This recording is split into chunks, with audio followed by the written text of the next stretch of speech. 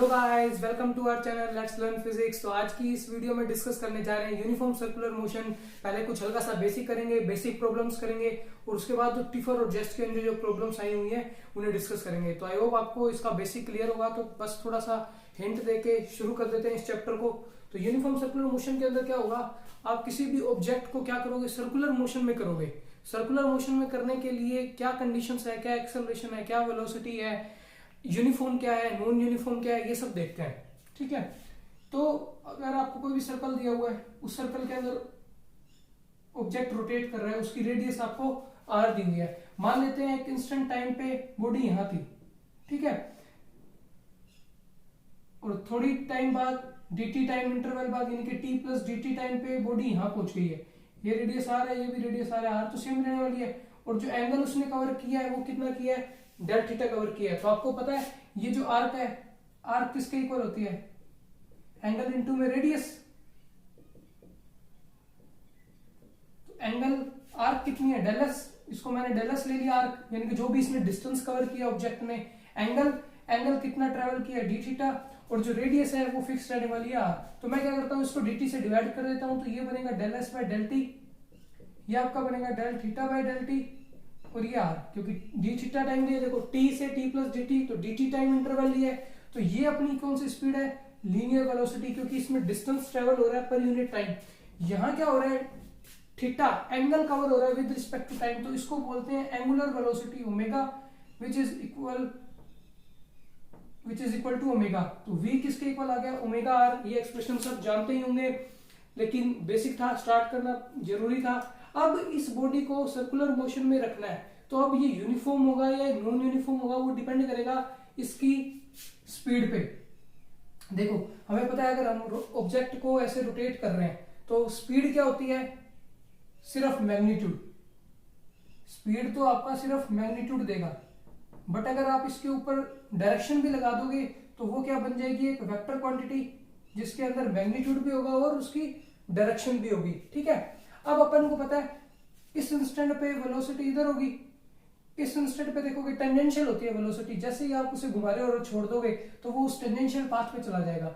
अब जैसे ही आप इसे यहाँ देखोगे तो इसकी वेलोसिटी इधर है, इसकी वेलोसिटी इधर है। देखो स्पीड मैं मान रहा हूँ चेंज नहीं हो रही, यहाँ पे भी v है, यहाँ पे भी v है, मतलब इसका मैग्नीट्यूड चेंज नहीं हो रहा, बट डायरेक्शन तो चेंज हो रही है ना। जब ये इस पॉइंट पे था तो वेलोसिटी इधर, इस पॉइंट पे तो वेलोसिटी इधर, इस पॉइंट पे तो वेलोसिटी इधर, जो कि टेंजेंशियल वेलोसिटी होती है। ठीक है, तो डायरेक्शन चेंज हो रही है, इसीलिए जो वेलोसिटी तो है वो तो कहलाएगी changing due to change in direction only. मैंने क्या माना है, सिर्फ डायरेक्शन चेंज हो रही है उसकी, मैग्नीट्यूड चेंज नहीं हो रहा। मैग्नीट्यूड चेंज होता तो अलग केस होता, मैग्नीट्यूड चेंज होता तो जो वेलोसिटी है वो with respect to time change हो रही होती। अब सिर्फ वेलोसिटी का मैग्नीट्यूड है वो तो सेम है, यानी कि टाइम के साथ मैग्नीट्यूड चेंज नहीं हो रहा, बट डायरेक्शन चेंज हो रही है। तो इसमें आपके पास dv बाई dt अगर एग्जिस्ट करता है तो इसका मतलब वो नॉन यूनिफॉर्म है, और अगर एग्जिस्ट नहीं करता है, वेलोसिटी मैग्नीट्यूड में सेम रहती है बट डायरेक्शन चेंज करेगी, तो उसको बोलते हैं यूनिफॉर्म सर्कुलर मोशन। अब उसको सर्कुलर मोशन में बनाए रखने के लिए अपन को क्या चाहिए होता है, एक्सेलरेशन, जो कि किसके इक्वल होता है, उसको बोलते हैं सेंट्रीपिटल एक्सेलरेशन, जिसकी वैल्यू इक्वल होती है v स्क्वायर बाय आर। अब वो कहां से आता है, देखो वेलोसिटी आपको दिया हुआ है ओमेगा आर। आप क्या करो, इसका डिफरेंशिएशन कर दो एक बार, और डिफरेंशिएशन करोगे तो ये वेलोसिटी का डिफरेंशिएशन, एक्सेलरेशन, ओमेगा का differentiation D omega by D T, R तो कांस्टेंट है, ए किसके इक्वल आ गया अपने पास, D omega by D T, इसको बोलते हैं अल्फा। अल्फा होता है टेंजेंशियल एक्सेलरेशन। देखो जैसे न्यूटन लॉज ऑफ मोशन थे, जिसके अंदर न्यूटन की 3 इक्वेशन पढ़ी थी अपन ने, s is equal to ut plus half at square, v is equal to u plus at, और एक इक्वेशन और थी v square is equal to u square plus 2as। Similarly जब ये तो थी ट्रांसलेशन के अंदर, एक ही डायरेक्शन के अंदर मोशन हो रहा है, अब क्या हो रहा है, रोटेशन हो रही है, 2 डायमेंशन के अंदर अपनी मोशन ट्रांसफर हो चुकी है। तब उस केस के अंदर क्या होगा, ये जो s है वो कवर हो जाएगा थीटा से, यानी कि जो थीटा चेंज हो रहा है उससे कवर कर देंगे अपन थीटा। वो किसके इक्वल आएगा, u अब उसकी इनिशियल स्पीड हो जाएगी मान लो ओमेगा 0, टी तो टाइम रहेगा, हाफ ए अब किस में कन्वर्ट हो जाएगा, अल्फा, एंगुलर एक्सेलरेशन, किस में कन्वर्ट हो जाएगा, एंगुलर एक्सेलरेशन। फिर v जो है वो आपका ओमेगा बन जाएगा, इनिशियल ओमेगा 0 था प्लस अल्फा टी, ये होता है एंगुलर एक्सेलरेशन, ये आता है आपका एंगुलर एक्सेलरेशन। और ये नॉर्मल जो एक्सेलरेशन, लीनियर एक्सेलरेशन जिसको बोलते हैं, वो होता है। और एक इक्वेशन और ट्रांसफर होकर क्या हो जाएगी, omega square equal to omega 0 square plus 2 alpha S की जगह क्या हो जाएगा, थीटा। ठीक है, तो ये इक्वेशन चेंज हो जाती है, न्यूटन की equation of motion in circular motion, यानी कि जिसके अंदर रोटेशन आएगा, थीटा आएगा। ठीक है, अब अपन को देखना है कि इसको अपन सर्कुलर मोशन में रखने के लिए जो एक्सेलरेशन रिक्वायर्ड होता है उसको क्या बोलते हैं, उसको बोलते हैं सेंट्रीपिटल एक्सेलरेशन, जिसका अपन मेन डेरिवेशन करेंगे जब अपन रेडियल वेलोसिटी निकालेंगे, टेंजेंशियल वेलोसिटी निकालेंगे, रेडियल एक्सेलरेशन निकालेंगे और टेंजेंशियल एक्सेलरेशन निकालेंगे। जब इसका पार्ट डिफाइन करेंगे, R dot, R theta dot, ये आर डबल डॉट, ये सब जो टर्म्स आएंगी, जब ये करेंगे ना तब आपको पता लगेगा सेंट्रीपिटल एक्सेलरेशन कहां से आएगा, इसका फॉर्मूला क्या है, रेडियल वेलोसिटी का क्या है, टेंजेंशियल रेडियल वेलोसिटी ये होती है जो अलोंग द रेडियस होगी, ये टेंजेंशियल वेलोसिटी है। टेंजेंशियल डायरेक्शन में एक्सेलरेशन को टेंजेंशियल एक्सेलरेशन बोलते हैं। इस डायरेक्शन के अंदर अलोंग द रेडियस जो एक्सेलरेशन होगा वो आपका टेंजेंशियल एक्सेलरेशन होगा। तो उन सब का मैग्नीट्यूड अपने निकालेंगे, वो ग्रेजुएशन वाले पार्ट के अंदर आ जाता है, तो वो इसके अंदर डिस्कस नहीं करेंगे। ठीक है, तो ये इसका कुछ बेसिक है। अब देख लेते हैं कि एक मोशन जो सर्कुलर हो रही है उसको मेंटेन कौन रखता है, मेंटेन रखता है सेंट्रीपिटल एक्सेलरेशन, जो कि प्रोवाइड कौन करता है उसको, हो सकता है टेंशन प्रोवाइड कर रही हो सकता है नॉर्मल रिएक्शन प्रोवाइड कर रही हो सकता है उनके बीच में ग्रेविटेशन अट्रैक्शन का फोर्स लग रहा हो वो प्रोवाइड कर रहा हो सकता है आपके पास जो इलेक्ट्रोस्टैटिक जो अट्रैक्शन होता है वो प्रोवाइड कर रहा हो, कुछ भी हो सकता है। देखो आपने क्या किया, एक ये सेंटर ले लिया और ये आपके पास एक स्टोन था, ठीक है, और ये स्ट्रिंग ली हुई है, आप उसे ऐसे रोटेट करने लगे, ठीक है, वर्टिकल सर्कल, क्योंकि वर्टिकल डायरेक्शन में कर रहा हूं तो वर्टिकल सर्कल। ये हॉरिजॉन्टल प्लेन है तो हॉरिजॉन्टल सर्कल बोलते हैं इसको। अब मैं इसको क्या कर रहा हूँ, रोटेट कर रहा हूँ, ठीक है, सर्कुलर मोशन के अंदर। यूनिफॉर्म सर्कुलर मोशन है तो जो वेलोसिटी है वो कांस्टेंट आने वाली है in magnitude, but direction change होगी, क्योंकि जब इधर होगा स्टोन आपका तो वेलोसिटी इधर होगी, जब स्टोन इधर है तो वेलोसिटी इधर है, चेंज होती रहेगी। इस पॉइंट पे स्टोन होगा तो ये इधर होगी वेलोसिटी, ठीक है, magnitude constant, direction always changes, ठीक है, तो उसको बोलते हैं यूनिफॉर्म। अब इसको मैं ऐसे रोटेट कर रहा हूं वर्टिकल सर्कल के अंदर या हॉरिजॉन्टल सर्कल के अंदर, तो कौन सा फोर्स लग रहा है जो इसको सर्कुलर मोशन में लग रहा है, कौन प्रोवाइड कर रहा है वो फोर्स, इस स्ट्रिंग के अंदर जो टेंशन लगी हुई है वो प्रोवाइड कर रहा है अपन को। इस डायरेक्शन के अंदर स्ट्रिंग है, स्ट्रिंग जब तक उसके अंदर टेंशन रहेगी वो मोशन करेगा, जैसे ही स्लैक होगी तो वो गिर जाएगा पार्टिकल। और नीचे की तरफ क्या लग रहा है, इसका कुछ मास होगा mg, और सर्कुलर मोशन में रखने के लिए ऑब्जेक्ट को एक फोर्स लगता है जो किसके इक्वल होता है, mv²/r। इसको बोलते हैं अपने सेंट्रीपिटल फोर्स। कौन सा फोर्स, सेंट्रीपिटल फोर्स। और अगर मैं इस फोर्स को मास से डिवाइड कर देता हूं तो मेरे पास क्या आएगा, centripetal acceleration which is equal to v²/r। अभी अपन ने देखा था v is equal to ω/r, तो मैं यहाँ ω/r रखता हूं तो मेरे पास ये कितना आएगा, ω²r। तो यानी कि आप इसको ये भी लिख सकते हो m ω²r, v की जगह ω²r², एक r कैंसिल हो जाएगा। तो सेंट्रीपिटल फोर्स ये लगता है टुवर्ड्स द सेंटर, ठीक है। अब ये जो फोर्स प्रोवाइड कौन करता है ये डिटरमाइन करेंगे कि अपन किसको डिस्कस कर रहे हैं। देखो यहाँ पे एक स्ट्रिंग है, स्ट्रिंग के अंदर टेंशन है, तो टेंशन जो है वो प्रोवाइड करेगी इसको।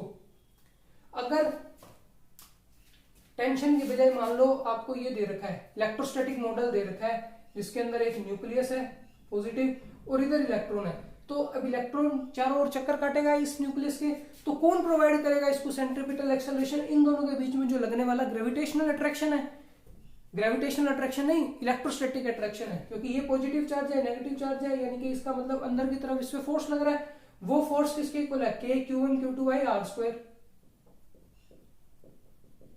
यही प्रोवाइड कर रहा है इसको सेंट्रीपिटल एक्सेलरेशन mv²/r, जो कि सेंट्रीपिटल फोर्स है mv²/r। जैसे ही मान लो यहाँ पे मासेस होते, जैसे सन अर्थ सिस्टम है, यहाँ मान लो आप सन है, यहाँ अर्थ है, तो इसका मास मान लो m है, इसका स्मॉल m है, तो इन दोनों के बीच के लगने वाला जो ग्रेविटेशनल अट्रैक्शन है GMM बाय आर स्क्वायर, वो प्रोवाइड करेगा सेंट्रीपिटल एक्सेलरेशन। मतलब सेंट्रीपिटल एक्सेलरेशन, सेंट्रीपिटल फोर्स आपका तभी आएगा जब तक कोई एजेंसी होगी जो उसको प्रोवाइड करेगी, तभी वो सर्कुलर मोशन में रहेगा। जैसे ही वो फोर्स लगना बंद हो जाएगा, जैसे मान लो मैंने ये टेंशन स्ट्रिंग काट दी, स्ट्रिंग जैसे काटूंगा वो क्या हो जाएगी, स्लैक, स्लैक होते ही उसमें टेंशन खत्म, टेंशन खत्म होते ही वो सर्कुलर मोशन से बाहर हो जाएगा पार्टिकल, ठीक है। जैसे ऐसे मैं घुमा रहा हूँ, छोड़ दिया, छोड़ते ही वो चली जाएगी, वो सर्कुलर मोशन में नहीं रहेगी। यानी कि जो फोर्स है टेंशन का वो प्रोवाइड कर रहा है नेसेसरी सेंट्रीपिटल एक्सेलरेशन, जिसके कारण ये बॉडी सर्कुलर मोशन के अंदर मेंटेन्ड है। अब इसका कुछ बेसिक करने के बाद कुछ थोड़ी थोड़ी प्रॉब्लम डिस्कस करते हैं। देखो इसी को क्वेश्चन डिस्कस करते हैं। सबसे इंपॉर्टेंट, सबसे पहले बेसिक यही है कि आपको एक स्टोन दिया हुआ है जिसका मास m है, लोएस्ट पॉइंट पे टेंशन आपको दी हुई है T1, इसको T1 मान लेते हैं, और हाईएस्ट पॉइंट पे टेंशन आपको दी हुई है T2।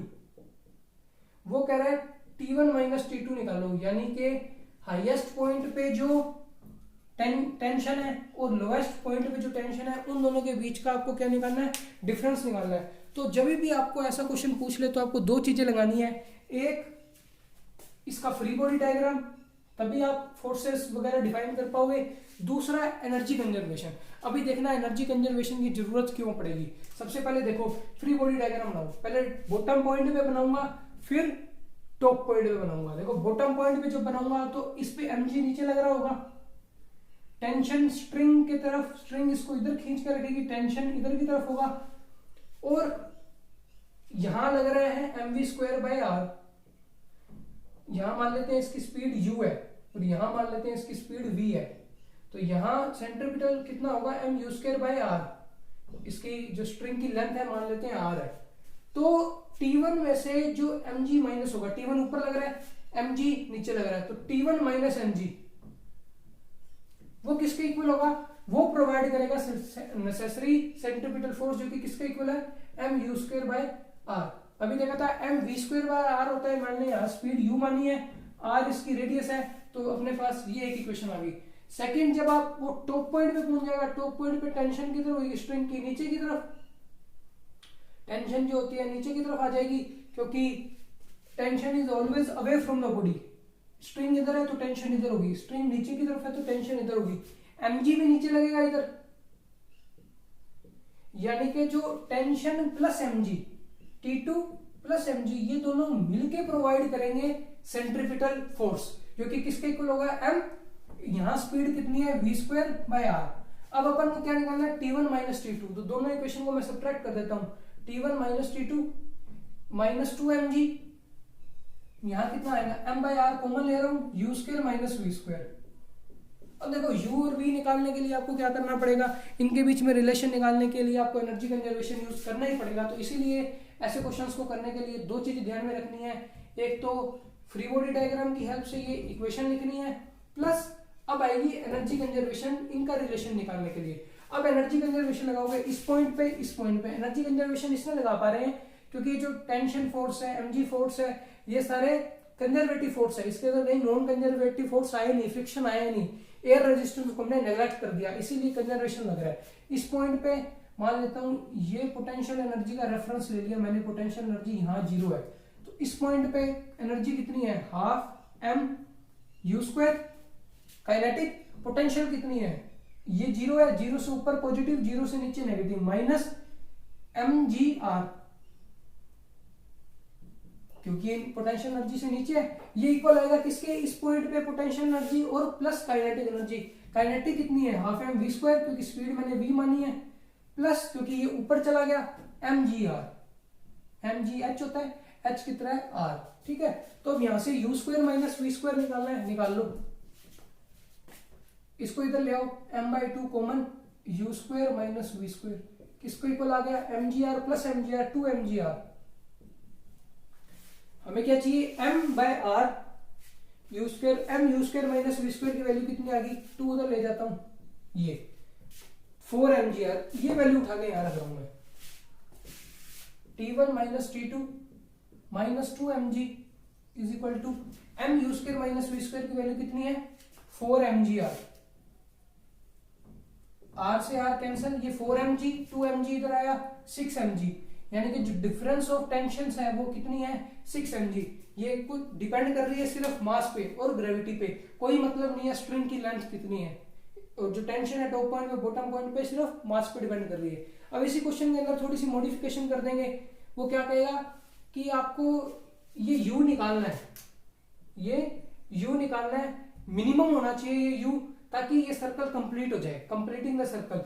यहाँ पे वेलोसिटी अपन को नहीं पता कितनी है, ये u वेलोसिटी आपको निकालनी है और वो मिनिमम होनी चाहिए। तो इसी केस के अंदर देखो ये इक्वेशन रहने वाली है, इधर की तरफ टेंशन लग रही है mg और ये सब रहने वाला है। u निकालना है आपको, u निकालना है, यहाँ पे टेंशन दे रखी है, ये इक्वेशन, ये देखो u square minus V square, अपन ये वाली इक्वेशन उठाते हैं, ठीक है। और वी स्क्वायर की वैल्यू कितनी है देख लेते हैं, देखो T2 plus mg is equal to m by r V square. V square की वैल्यू कितनी निकाली थी अभी अपन ने देखा था, m u square minus V square किसके इक्वल था 4mgr के, ठीक है। ये अभी अपन ने देखा था, तभी तो यहाँ पे 4 आया था ये, और ये 4 और 6 बना था। यहाँ से m से m तो कैंसिल कर दो, u स्क्वायर किसके इक्वल है v स्क्वायर प्लस 4gr, तो v स्क्वायर की वैल्यू कितनी है u square minus 4gr, u square minus 4gr। मैंने v स्क्वायर में इसलिए सब्स्टिट्यूट किया क्योंकि मुझे u निकालना है, अगर वो v पूछता तो मैं u को सब्स्टिट्यूट कर देता, ठीक है। अब ये कितना आ रहा है देख लो, अब वो पूछ रहा है u मिनिमम होना चाहिए, m u square by r minus r से r कैंसिल हो जाएगा 4mg is equal to T2 plus mg। तो m u square by r कितना है T2 प्लस 4mg और ये 5mg आ गया। अब अगर T2 की कुछ ना कुछ वैल्यू हुई तो ये इसमें ऐड हो रहा है, तो u की वैल्यू बढ़ेगी। अपन को क्या चाहिए for u minimum, minimum u के लिए अपन को क्या चाहिए T2 0 होना चाहिए, तभी इसकी मिनिमम, नेगेटिव तो हो ही नहीं सकता टेंशन क्योंकि एक फोर्स है। अब T2 0 होगा तब ये मिनिमम होगा, अब T2 की कुछ वैल्यू होगी तो उसमें ऐड होगा, ऐड होके तो u की वैल्यू बढ़ेगी। तो u मिनिमम के लिए टेंशन 0, तो टेंशन 0 करोगे तो m से m कैंसिल हो जाएगा, u स्क्वायर कितना आएगा 5gr, मतलब u कितना आ गया 5gr का रूट। ये कंडीशन है ऑफ लूपिंग द लूप, यानी कि जो सर्कल कंप्लीट हो जाएगा अगर आप इतनी मिनिमम स्पीड दोगे 5gr का रूट, इससे ज्यादा देते हो तो कंप्लीट होगा ही, लेकिन इतनी तो मिनिमम देनी पड़ेगी सर्कल कंप्लीट करने के लिए। तो ये दो बेसिक क्वेश्चन है जो कि इजी छोटे से लेवल पे ही डिस्कस कर लिए जाते हैं। अब थोड़े जो क्वेश्चंस है वो डिस्कस करेंगे जो हायर लेवल के आ रखे हैं। तो यहाँ पे कुछ दो बेसिक क्वेश्चन करने के बाद थोड़ा और एडवांस लेवल का क्वेश्चन करते हैं। आपको क्या दिया हुआ है, आपको एक सर्कल दिया हुआ है जिसकी रेडियस r है, और क्या कह रहा है आपको एक यहाँ पे बॉब दिया हुआ है पॉइंट मास जिसका मास m है। मैं इसको बना रहा हूँ थोड़ा बड़ा ताकि दिख जाए, लेकिन ये पॉइंट मास है। अब वो कह रहा है किस पॉइंट पे आके इसका कॉन्टैक्ट छूट जाएगा इस सर्कल से, किस पॉइंट पे आके इसका कॉन्टैक्ट छूट जाएगा। तो आपको क्या निकालना है, मैं ये ऐसे लिख लेता हूँ, ये एंगल बना लेता हूँ थीटा। ये इसने यहाँ से इतनी डिस्टेंस कवर की है, यहाँ पे इसको रिलीज किया है रेस्ट से, तो ये u कितना है 0। इस पॉइंट से कॉन्टैक्ट लूज हो जाएगा, mg इधर लग रहा है, ठीक है। ये थीटा है, ये आपको थीटा दिया हुआ है, तो ये भी थीटा है, तो mg का कोस थीटा इधर लग रहा है, और नॉर्मल रिएक्शन है नहीं, तो mg का कोस थीटा क्या प्रोवाइड करेगा आपको mv square by r, necessary centripetal acceleration. तो यहां से v स्क्वायर की वैल्यू कितनी आ गई rg cos theta, rg cos theta. अब एनर्जी कंजर्वेशन लगाओ, एनर्जी कंजर्वेशन लगाओगे तो v स्क्वायर की वैल्यू आ जाएगी। यहां से रिलीज किया मतलब काइनेटिक एनर्जी 0, पोटेंशियल एनर्जी है, मैं इसको पोटेंशियल एनर्जी का रेफरेंस ले लेता हूं। तो यहाँ पोटेंशियल एनर्जी कितनी है mgr। अब इस पॉइंट पे वेलोसिटी कितनी है v, तो kinetic energy half mv square r, और काइनेटिक पोटेंशियल एनर्जी कितनी है ये r है, तो ये r का कोस थीटा है, तो mgr का कोस थीटा, ठीक है। तो v स्क्वायर की वैल्यू चाहिए, m कैंसिल हो रहा है, ये gr इधर लेता हूं, 1 minus cos theta, V square कितना आ गया 2, 2 GR 1 माइनस कोस थीटा, तो ये यहाँ पुट कर देते हैं 2 GR 1 minus cos theta, GR से GR cancel, cos theta is equal to 2 minus 2 cos theta, 2 cos theta इधर आके 3 cos theta is equal to 2, तो थीटा कितना आ गया कोस इनवर्स 2/3, कोस इनवर्स 2/3। तो यही निकालना था आपको पोजीशन कि जब आपका नॉर्मल कॉन्टैक्ट लूज हो जाएगा तो वहां पे क्या पोजीशन होगी, क्या थीटा की वैल्यू होगी। तो थीटा की वैल्यू कितनी आ गई कोस इनवर्स 2/3। अब ऐसा सा ये क्वेश्चन जो थोड़ा और एडवांस लेवल का है वो करते हैं। उसमें एक हेमिस्फीयर दिया हुआ है आपको, उस हेमिस्फीयर का जो सरफेस है वो स्मूथ है, कोई फ्रिक्शन नहीं है।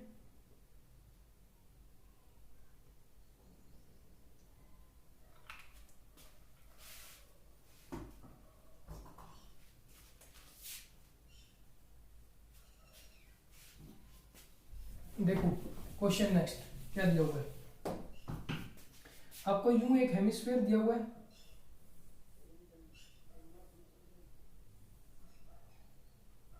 इस हेमिस्फीयर की रेडियस कितनी है r, यहाँ पे एक ब्लॉक दिया हुआ है जिसका मास कितना है m, इसकी जो नॉर्मल रिएक्शन बन रही है, इसकी जो नॉर्मल रिएक्शन बन रही है सेंटर के साथ वो कितना एंगल बना रही है थीटा, ये नॉर्मल रिएक्शन और ये नॉर्मल एक्शन कितना एंगल बना रही है थीटा। तो ये रोटेट कर रहा है इस रेडियस में, उसकी एंगुलर वेलोसिटी निकालनी है। ये हेमिस्फीयर है, रेडियस r है, इसका नॉर्मल रिएक्शन सेंटर के साथ थीटा एंगल बना रहा है, ओमेगा निकालना है, ये जो सर्कुलर मोशन में रोटेट करेगा। तो इसके दो कंपोनेंट बना लो, mg नीचे की तरफ लग रहा है, नॉर्मल रिएक्शन इधर, ये थीटा तो ये भी थीटा, तो ये n का कोस थीटा और ये n का साइन थीटा, n का कोस थीटा बैलेंस करेगा mg को, और जो n का साइन थीटा है वो क्या आएगा m ओमेगा स्क्वायर r, जो भी रेडियस के अंदर मूव कर रहा है ये रेडियस है। अब इस रेडियस का फॉर्मूला निकालना है, तो ये देखो सर्कल बनाओ, यहाँ पे ये r है, ये थीटा है और ये r है कैपिटल R, तो ये r का कोस थीटा है, ये r का साइन थीटा है, ये थीटा है, r cos theta r sine theta, तो r कितना है आपके पास r साइन थीटा, तो ओमेगा निकालना है, साइन थीटा कैंसिल, n की वैल्यू कितनी है mg बाय कोस थीटा, वो किसके इक्वल है m omega square r, m से m कैंसिल, ओमेगा कितना आ गया g by r cos theta. तो ये क्वेश्चन हेमिस्फीयर का आया नहीं हुआ कभी भी, लेकिन आने के चांसेस इसके कंप्लीट है। g by r cos theta का रूट, ये इसकी एंगुलर वेलोसिटी है। क्वेश्चन जो आया हुआ है वो आया हुआ है आपका कोन पे, टिफर के अंदर जो क्वेश्चन आ रखा है वो कोन पे आया हुआ है क्वेश्चन है। क्या दिया रखा है, ऐसा सही कुछ सिस्टम दिया हुआ है, उसकी रेडियस r0 है जिसके अंदर वो मूव कर रहा है, और उसका जो सेमी वर्टिकल एंगल है वो कितना है अल्फा, ये जो सेमी वर्टिकल एंगल है वो आपको अल्फा दिया हुआ है, और ये मूव कर रहा है इस सर्कल में,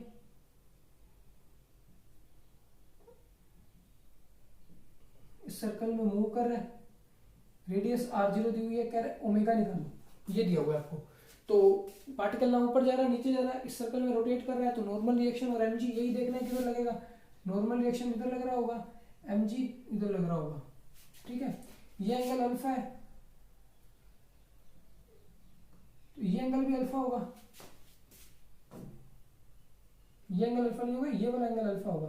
देखो ये वाला एंगल इस वर्टिकल के साथ, ये वाला एंगल इस वर्टिकल के साथ अल्फा होगा, ये अल्फा है और ये 90 डिग्री है, तो ये 90 माइनस अल्फा होगा। तो n का इधर कंपोनेंट n कोस 90 माइनस अल्फा, तो n साइन अल्फा, वो किसके इक्वल आएगा mg के, और इधर n कोस अल्फा वो किसके इक्वल आएगा m ओमेगा स्क्वायर r0। यही तो r0 निकालना है, मतलब r0 की रेडियस दी है, ओमेगा निकालना है, तो आप इसको डिवाइड कर दो, tan अल्फा किसके इक्वल आ गया g by omega square r0, तो ओमेगा कितना आ गया g by r0 tan alpha का रूट। तो ये क्वेश्चन टिफर के अंदर आया हुआ है, टिफर 2012 और 13 के अंदर, अप्रोक्सीमेटली ध्यान नहीं आ रहा है ईयर कौन सा है, बट ये क्वेश्चन आया हुआ है। तो नेक्स्ट क्वेश्चन डिस्कस करते हैं जो कि टिफर के अंदर आया हुआ है, और वो थोड़ा एडवांस लेवल का क्वेश्चन है। उसके अंदर आपको क्या दिया हुआ है, एक सॉलिड स्फीयर है, ये स्फीयर है, इसके ऊपर एक और सॉलिड स्फीयर है। पहले जो क्वेश्चन डिस्कस किया था वहां क्या था, एक सर्कल था, उसके ऊपर एक छोटा सा पॉइंट मास, एक पॉइंट बॉब था जिसका मास m था। अब एक ये स्फीयर है, इसके ऊपर एक और स्फीयर है, ये स्फीयर इसके ऊपर रोटेट कर रहा है, और किस एंगल पे इसका कॉन्टैक्ट छूट जाएगा वही निकालना है, किस एंगल पे इसका कॉन्टैक्ट छूट जाएगा। वही सेम क्वेश्चन है जो पहले किया था, लेकिन वो सर्कल का था। यहाँ पे इसको रिलीज किया, u इक्वल टू 0 है, यहाँ वेलोसिटी इसकी कुछ v होगी, तो ये जो थीटा एंगल है जो इससे ट्रांसफर किया इधर से इधर, वो निकालना है। तो पोटेंशियल एनर्जी का रेफरेंस ये ले लेते हैं, क्योंकि अपन को पता है पोटेंशियल एनर्जी, एनर्जी कंजर्वेशन लगाना पड़ता है इसके अंदर।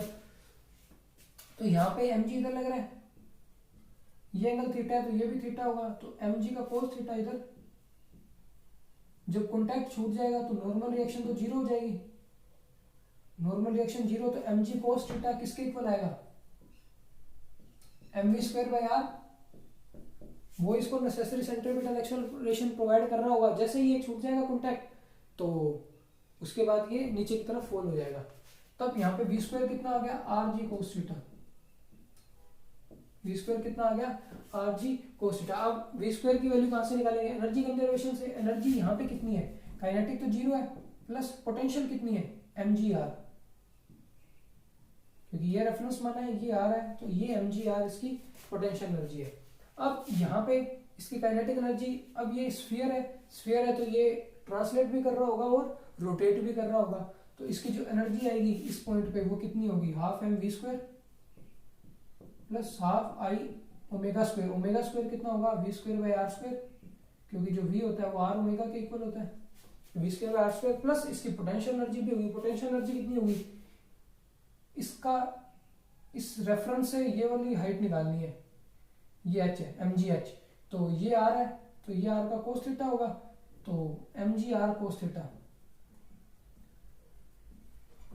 ये r है ये r का कोस थीटा होगा, तो mgr कोस थीटा अपनी पोटेंशियल एनर्जी है। अब ये इक्वल आएगी किसके, दिस mgr के, इनिशियल इक्वल टू फाइनल, जो भी दे रखी है। अब मोमेंट ऑफ इनर्शिया कितना होगा, देखो अपन को पता है जो एक स्फीयर होता है वो अगर रोटेट कर रहा है इस एक्सिस के अबाउट, इस एक्सिस के अबाउट रोटेट कर रहा है तो उसका मोमेंट ऑफ इनर्शिया 2/5 mr² होता है। बट यहाँ पे क्या हो रहा है, ये स्फीयर इसके साथ कांटेक्ट में है, हमेशा इस एक्सिस के अबाउट रोटेट हो रहा है। इस एक्सिस यहाँ कांटेक्ट छूट रहा है, लेकिन उससे पहले तो इस एक्सिस के अबाउट रोटेट हो रहा है, और ये कौन सी एक्सिस है, टेंजेंशियल एक्सिस, और इसके अबाउट मोमेंट ऑफ इनर्शिया कितना होता है 7/5, इसके अबाउट मोमेंट ऑफ इनर्शिया कितना होता है 7/5 mr²। बस यही गलती हो जाती है कि 2/5 mr² लगा देते हैं और जो क्वेश्चन अपना आंसर आता है वो रॉन्ग हो जाता है। 7/5 mr² यहाँ पे अपने पास इसका इनर्शिया होगा, उसे पुट कर देते हैं 7/5 mr² v²/r² plus mgr cos theta, ये mgr के इक्वल है। देख लो क्या चीज कैंसिल हो रही है, इधर m तो कैंसिल हो गया कंप्लीट, यहाँ भी r² कैंसिल, ये 7/5 v², यहाँ भी v²/2, ये v²/2 कॉमन, 1 प्लस 7/5, gr का cos थीटा इधर चला जाएगा तो gr 1 माइनस cos थीटा, तो 1 प्लस 7/5 कितना होगा 12/5, 12/5, ये 2 कैंसिल हो जाएगा 6/5, यानी कि v² कितना आएगा 5gr cos थीटा बाय 6, यानी कि 5gr cos थीटा बाय 6। तो v² की वैल्यू वहां सब्स्टिट्यूट कर दो, कितना है 5gr by 6, 1 minus cos theta, तो gr कैंसिल, 6 इधर चला गया 6 cos थीटा, 5 मल्टीप्लाई हुआ 5 minus 5 cos theta, cos theta को एक साथ ले आओ, ये आ जाएगा 5 और 6 11 cos थीटा बाय 5, थीटा कितना आ गया cos इनवर्स 5/11। तो ये क्वेश्चन पूछा हुआ था टिफर के अंदर, टिफर 2014 के अंदर, सॉलिड स्फीयर इससे पहले करवा दिया था सर्कल का, तो ये थोड़ा इसका एडवांस क्वेश्चन है। होप आपको ये क्वेश्चंस क्लियर हो गए होंगे।